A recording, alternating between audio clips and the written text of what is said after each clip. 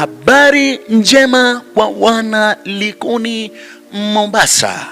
Kanisa la Joy of Salvation International Ministry Likoni chini ya Pastor Kevin Mutua imewaandalia mkutano wa Injili kwa jina Apostolic Invasion Crusade.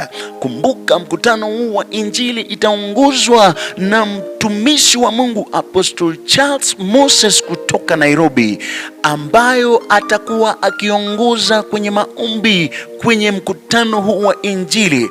Kumbuka mkutano huu wa Injili itafanyika kuanzia tarehe 7 hadi 9 Novemba. Usisahau itakuwa ikianza kila siku saa 9 mchana hadi jioni. Kumbuka mkutano huu wa Injili itafanyika kwenye uwanja wa Likoni Campgrounds Mombasa. Usisahau ya kwamba kutakuwa na ukombozi, uvuvio na hali ya kuponywa katika uwanja huo wa mkutano.